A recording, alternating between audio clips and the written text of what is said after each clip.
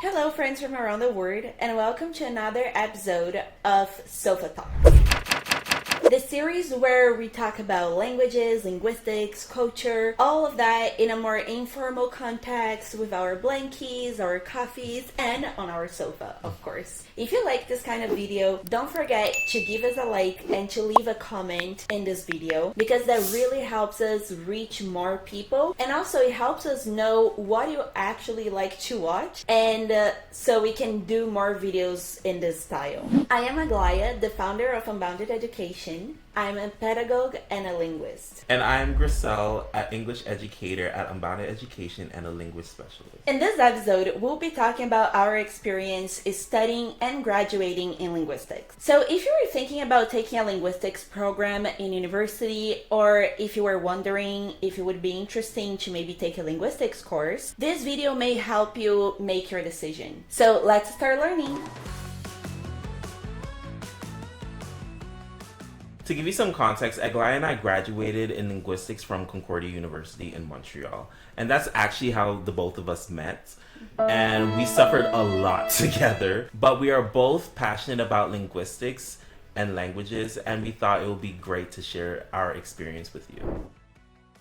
So the first thing that we want to share with you guys is why we chose linguistics.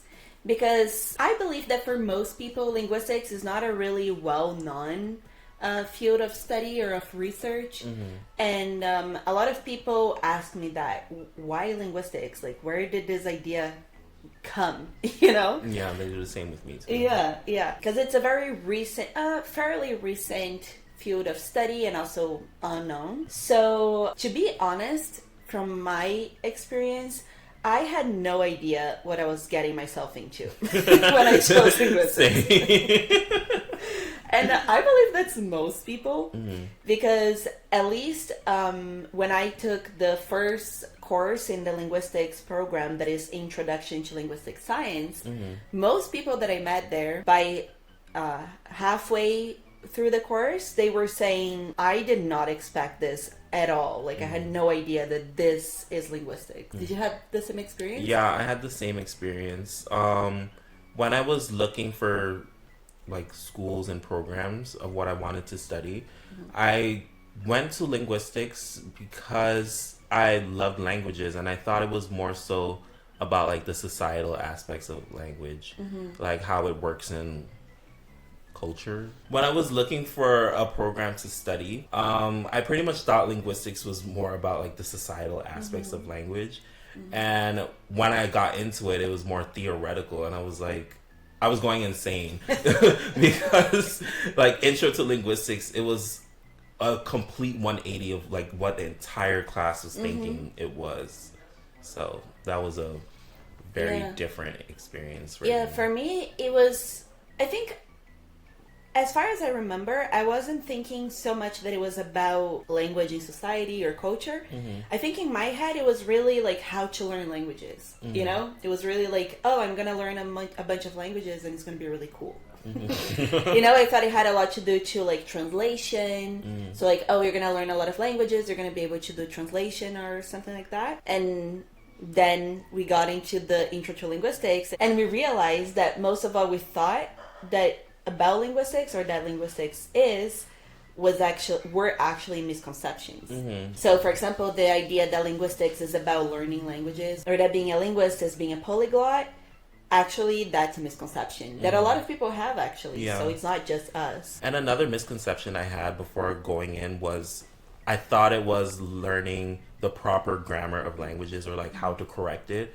But as we took the course, we learned that's actually the opposite of what linguistics is, which was actually insane. And I also thought it was about like written language as like in literature, because that's most people's like colloquial view of linguistics. And going into it, it was more so like science. Yeah, me too. I thought that after the course I would become maybe a great writer. I would know how to use language, like the standard language, properly, and how to write well. And actually, it's none of that. Yeah. You actually more interested with linguistics. We found out that you're more interested on how people actually speak, on the colloquial, let's say, way of speaking, on dialect, on expressions, slangs, and not so much on the proper language. Because after graduating linguistics, now we know that this idea of proper language is not really about language. It's more about social norms and politics, and there's a lot of language bias, so it's a lot more related to society, right, than to the actual language. Exactly. So the first course in our linguistics program was Introduction into Linguistics. And usually people take that with Introduction to Cognitive Science. Which so intro to linguistics, so you would learn pretty much what linguistics is, and then it divides, so each portion of the class is a particular branch.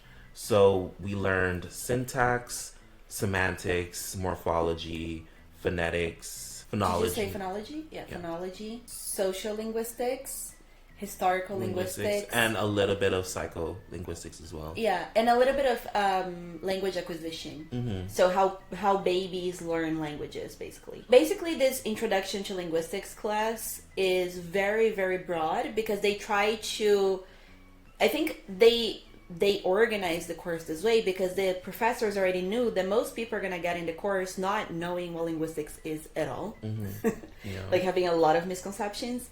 So I think what they try to do in this first course, at least in our university in Concordia, they try to give you an overview of every single branch of the science of linguistics. So it's a lot of information, but I don't know, I really liked that class. Yeah, I liked it as well because it gives you an idea of what linguistics is. Yeah. So let's say if I wanted to major in linguistics and I wasn't really sure, I could just change my major after taking that class. Yeah. Because it gives you an idea of like what your future studies will be.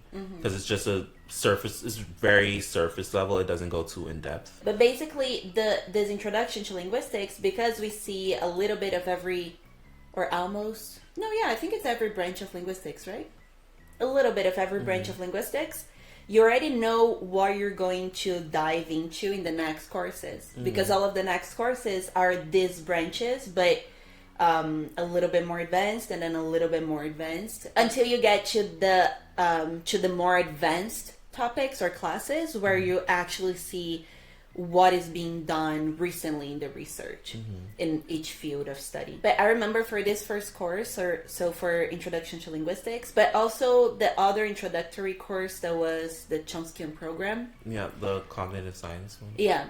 Which in this other introductory course, we basically learn about this linguistic approach, I would say, which is the Chomskyan theory, or the theory created by Chomsky, which is a very big, influential linguist from the last century and this century. And so in these two classes, I remember that the biggest shock for me, or like the hardest thing for me, was really to understand that your ideas of what language is are very different from what linguistics understands it.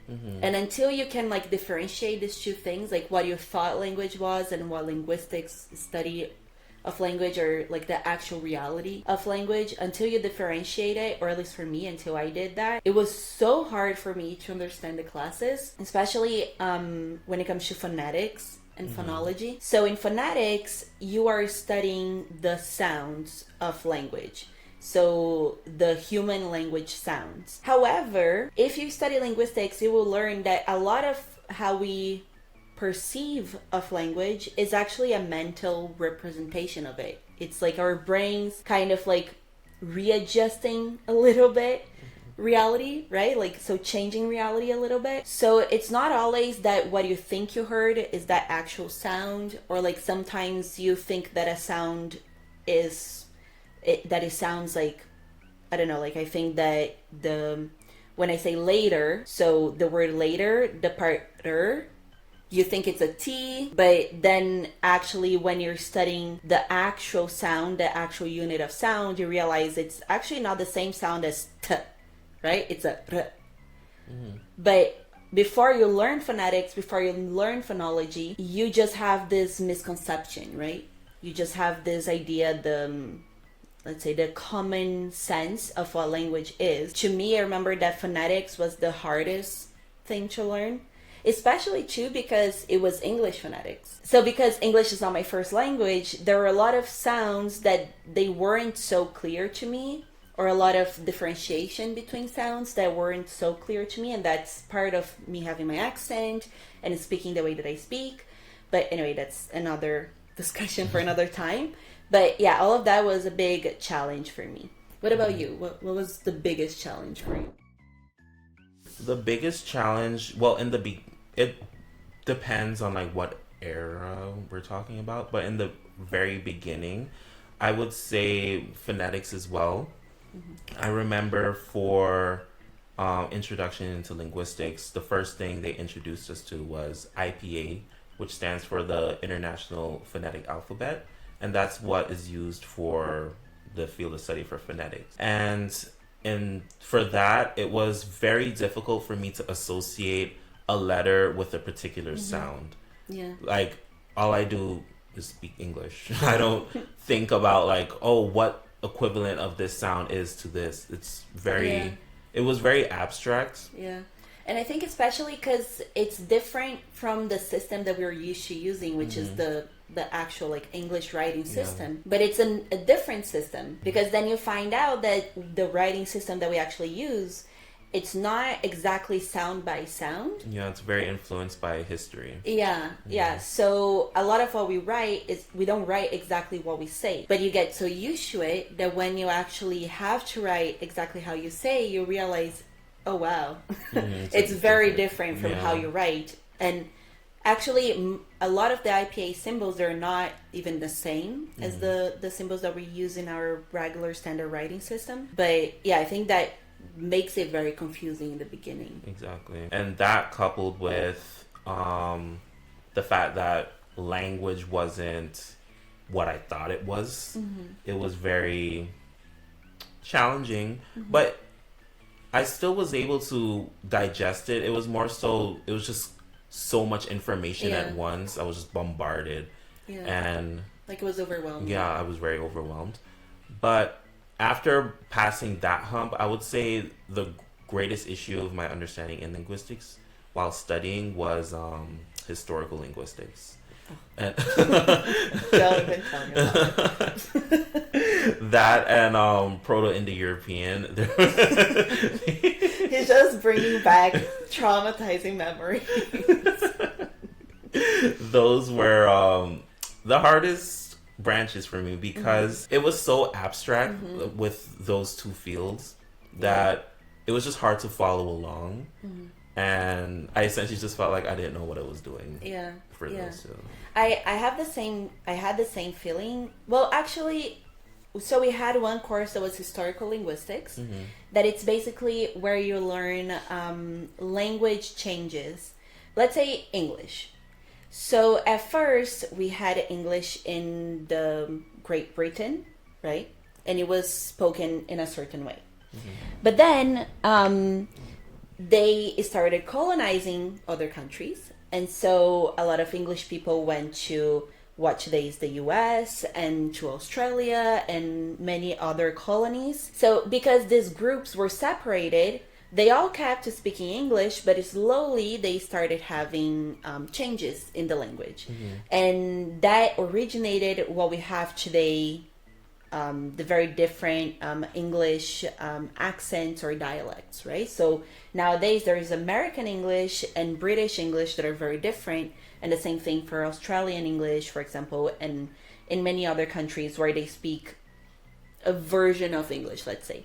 So in historical linguistics, we learn these changes. So what are possible changes that occur in language, and how to figure out what changes occurred in different languages and their dialects and so on. And for historical linguistics, it's more a wider range. So with the colonization of Britain, it's more recent compared to historical linguistics, which is like not even years, more like centuries apart. But then we had the course about Indo-European languages that we do have to understand historical linguistics. However, it's very focused in this linguistic family that is the Indo-European family of languages, which is a linguistic family that was originated from one ancient or mother language that we call Proto-Indo-European, that we actually are not sure how it was for real because there isn't any written record, but we linguists, we hypothesize how it was spoken, how the language was, what sounds it had, what were the words and verbs and so on. But then from this ancient language, we have many, many languages that originated from that we call the daughter languages. And they go from Sanskrit to Greek to English and Italian and Spanish and even Russian. All of these languages and more are part of this linguistic family that is called Indo-European. Okay. And so in this course about Indo-European languages, we basically learned the Proto-Indo-European and all of the changes that occurred in each family. Yeah, in each family, in each language, in each subgroup. So when I say subgroup, for example, we have the Romance languages that are very well known. And so in the Romance languages, we have Latin, and then from Latin, we have Italian and Spanish and Portuguese and French. So this is a subgroup inside the Indo-European. Anyway, but so for me, the historical linguistics course it's not easy, but it was interesting. I was motivated. So it was, I don't know, it flowed. But when it comes to the Indo-European course, yeah, I also felt like I was lost the whole time. It was so hard because it really, well, first of all, you have to understand how they got to this hypothetical language, which to me was really hard. But then also it's about knowing and understanding all of the changes for all of the languages. And I don't know, to me, I was always lost. It was really hard. Yeah, especially for the advanced version of the class, we both took it. Yeah. And for that one, it was more research based. So we would just read research papers about how people came to those conclusions of how they discovered Indo-European, well, not discovered, but like discovered the different sound changes that happen across the languages. Yeah. And it was very dense information. It was very hard to parse and just really comprehend because it was just so abstract. Yeah, and I think because when it comes to historical linguistics and like trying to understand all of the changes that happened in the different languages in a family, you have to use everything you know about linguistics. Exactly. All of the information that we have in linguistics has to be used for you to figure out what happened to each language. So it's just so much. It's very dense, like you said. So yeah, I agree. It was really hard. But now let's talk about the good ones. The classes that were our favorite or that we really, really loved to take. My favorite of all time was sociolinguistics. Yeah? Yeah. Okay. But that one, I know it wasn't required because you didn't take it, right? No. No? It wasn't a requirement. Yeah. So I took sociolinguistics because that was the reason why I wanted to ever take linguistics to begin with. And during that class, it was more so you would learn some terms and then you would have a case study. Okay. So for example, they'll introduce you to Creole languages and how they work, and then they'll have a case study. The case study was actually my own native language, which was Patois. And I found that interesting, so that's what ignited me to be more interested in sociolinguistics. And I would say my second favorite would be syntax because it was the most straightforward branch of linguistics, in my opinion. I really liked syntax, but because we had a intro to syntax, right? And then we had advanced syntax. So in the first course, that was more introductory syntax, let's say, a little bit more basic. That was really interesting. I really liked that. But then when we go to advanced, I don't know, there was a certain point there that it just, everything was way too complicated for me. Basically, in syntax, we're studying the structure of sentences and Grammar. yeah, grammar, like the hierarchical structures or order of basically how we form a sentence. And it's very it doesn't seem like it because it's linguistics, but it incorporates a lot of math. Yeah. And you essentially just draw trees, and those trees dictate the hierarchy of each portion of the sentence. Yeah. So when you were looking at more basic sentences, then, well, to me, it was easier to actually understand, okay, I build this tree like this, or this sentence has this specific hierarchy. But in advanced syntax, we started going to, of course, more complex cases, more complex types of sentences. And operations. And operations. And it got to a point that, remember, like, each tree was like a gigantic page. It never ended. Sometimes you needed 2 pages. Yeah, you needed like 2-3 different pages for one sentence. And you have to think of all of the small operations that they figure out, that in research was found out that exist in our mind when we actually form sentences. And it just got really complicated for me.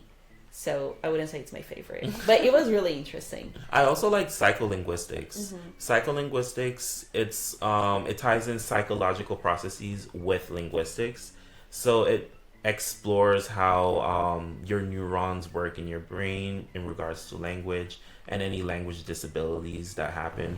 For example, some people, I remember there was this one case study where it was a train worker, and an object got lodged into his brain, and nearly more than half of his brain was gone, but he still was able to talk, which is insane.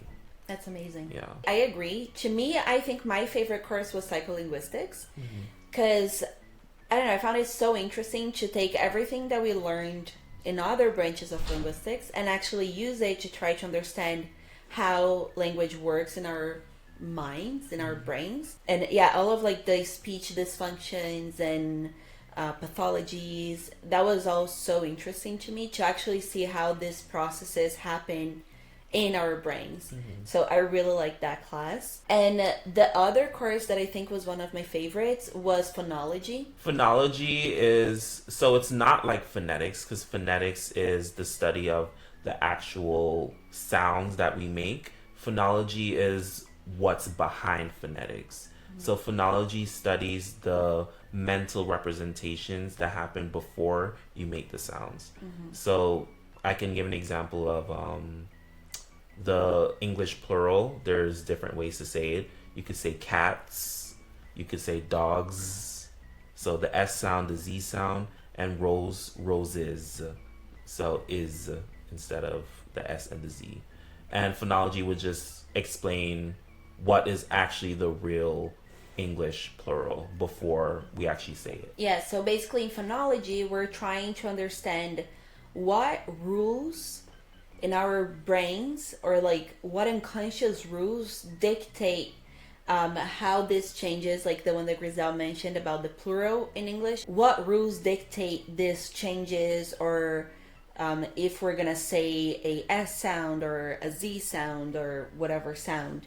And so it's a lot of observing data from different languages. So by data, I mean literally words or verbs and verbs conjugation or word changes in general, and trying to find rules that dictate how these sounds are actually produced, let's say, in a different word or in a different sentence. And I don't know, to me that was so interesting. I think I really love this practice of like looking at data and trying to figure out rules, phonological rules.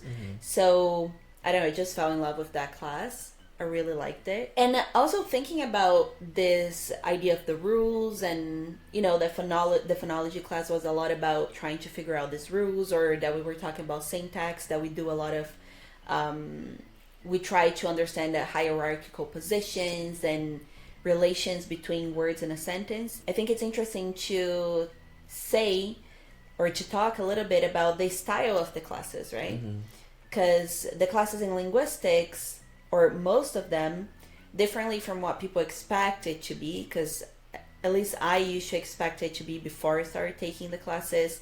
I thought it was a lot of Like essay writing. yeah, essay Exactly. writing and like language learning, but it's actually very it's very theoretical, and it feels almost like math I was gonna say sometimes, that. Yeah, right? it's more because each branch of linguistics actually incorporates a mathematical component.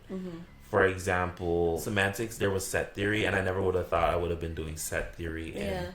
in language focused type Yeah. program, in a language type focused program. And there were some other aspects such as the trees, which are also from math as well. And yeah, that was very different. Yeah, and also, so it's very theoretical. It's very related to math, which we didn't expect. Most people don't expect that.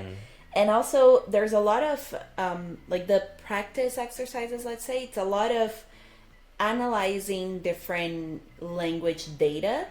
So you don't necessarily learn the language. You just have to analyze a set of words or a set of verbs or sentences, and trying to figure out rules behind that data. So rules that would originate that word or that sentence or whatever it is. Yeah, and it was a lot of practice, similar to math, where you have like practice problems and you could work them out. So it's actually more close to math than Yeah. like language itself, to be honest. But it's fun because the practice problems, instead of like numbers, you have languages. So it's interesting because every single or almost every problem that you're solving there to practice what you're learning in class, it's a language, a human language that exists. And so you're always learning something new about different languages in the word. So that was very interesting. Yeah. But just know that your school might differ in how they go about linguistics, because linguistics is very broad and there's different approaches. So certain schools might have a more socio-linguistic view rather than a theoretical approach. But it's just that our school had a theoretical approach. So we talked about what linguistics is, how the program is, and How we actually decided to do it, Yeah. or why we decided exactly. I think we should give the audience some like idea of what we can do with Yeah. that degree. to do it. Yeah, that's true. Personally, there's like a lot of options.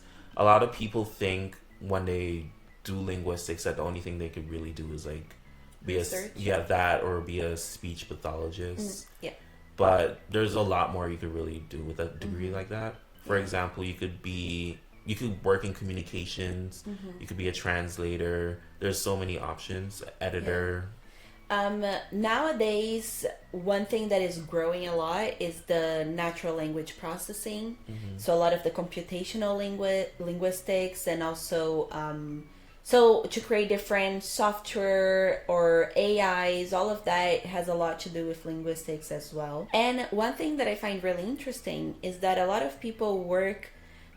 It's a mix of research, but it's the type of research to create machines or things that help with different language dysfunctions or different language issues.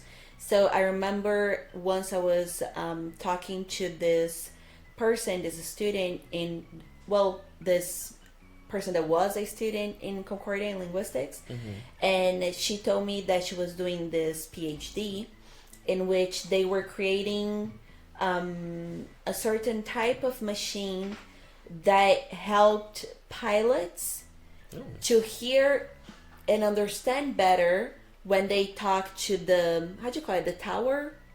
Control. Yeah. Well, no, something control. I don't know. I think it's a control tower or something like that. So there are the pilots that are flying, right? But they have to keep a constant communication with the people on the ground that are taking care of the control of the situation. So they're telling them like, don't go here, there's another plane there, or there's a storm or whatever. They have to keep telling them, giving them information. I remember she was telling me that they were working on a machine that helps this communication run more smoothly, because a lot of times it comes the sound is muffled, or it's cutting, and then the pilots can't understand as well. And so there's a lot of research and work in this, in all of these issues of language that are not really known or not thought about, but that exist and are very important. Exactly. And they're actually really interesting. So this is one type of path that a person could take that is in research, but also it's a research that is very focused on practical usage. Of course, there's what you said, like become a professor, and more theoretical research as well. And as Rizal said, speech therapy or study of speech pathology is very, very common. A lot of people that did linguistics, they end up following the speech therapy. Yeah, I would path. say it's the most sought after career after linguistics. Yeah. Even I remember before graduating, there was a company that wanted to basically hire some of us before we graduated. Basically, that's what most people did. But I remember some of my professors, they were like, linguistics is way much more than that. Yeah. So don't feel like you have to go into that field. Yeah. It's actually also very common for students to do, let's say, the major in linguistics and a minor in psychology, or the other way around, a major in psychology and a minor in linguistics, because then they mix both fields. Let's say they learn a little bit of both fields, and that helps with the speech therapy career path. Exactly. So it's something very common. And one last thing that linguistics also help a lot with, make you a great professional, is teaching languages. Because when you understand languages better, it's a lot easier to teach a language, and you can become a much better teacher. Exactly. And maybe it would be interesting for us to say what we do now after we graduated from linguistics, if we actually use it and if we find it useful for our careers. Yeah, we currently both do use it in our field at Unbound Education. Wink, wink, nudge, nudge. Yeah, I do have a second job as a store manager for a shipping company. However, I do want to go back to school for my master's in learning and communication in multilingual and multicultural contexts.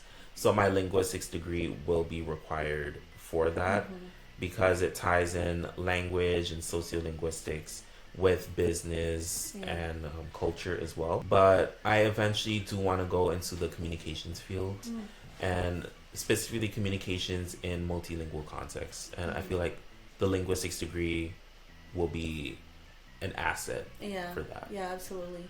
Yeah, as for me, well, as you watchers probably already know, I do use linguistics a lot as a language teacher, and also now we are creating a introduction to linguistics course. So we of course are going to use our knowledge in linguistics because we just really love to talk about it, to teach other people about linguistics. So yeah, I think we both use our knowledge in linguistics a lot to for our career paths. Yeah. Now that we're talking about it, we've both said that how we've done in linguistics and how we love it. But do you have any regrets? If you could go back in time, would you have done a different program? I don't think so. Because I remember when I was deciding what I wanted to do for my second undergrad, and the other options were English literature and French literature, and I did do a minor in French literature just because I really love literature. But now that I know what linguistics is and that I graduated in linguistics, I'm really glad that I did that instead of a major in literature, just because it gave me such a wider perspective of language, of even not only the language structure and theory, but even the use of language. So even for literature and to learn different languages, I don't know, just I feel like it taught me it opened my mind to something very new that I didn't know. Yeah. Whereas if I had done literature or, I don't know, communication, I'm sure I would have learned a lot, but I think I wouldn't learn something so completely different from what I already knew, you know? So I don't regret it. I think I would do the same course if I went back in time and had to decide. How about you? With me personally, I would have done it again, but I would have added a different minor. I had a minor in French, but I would have changed my minor to international studies because that is what I'm going to do for my master's because it ties in language and international studies. So it would have kind of prepped me because I would have basically done that for my bachelor's. Yeah. So that's the only aspect I would change because I love languages and I love what I got out of linguistics. Yeah. And the opportunities that I got from it I would not change it. So there's a lot more to talk about when it comes to linguistics, but unfortunately we cannot talk here for 4 hours non-stop. So we'll stop here for now, but please let us know in the comment section what other aspects of linguistics you would like to know about, that you would like us to talk about for the next Sofa Talks maybe. If after this video you are still interested in learning about linguistics and, you know, getting to know more about the different branches in linguistics, keep an eye out on our social media channels because soon Grisel and I will be launching an Introduction to Linguistics course in our website in unboundededucation.com. It will be a great way to take a deep dive into all of the branches of linguistics, so don't miss it. Thank you so much for watching. We hope that you liked this video. So if you like videos like this, be sure to give us a like and hit that subscribe button. So thank you so much for watching and don't forget to keep...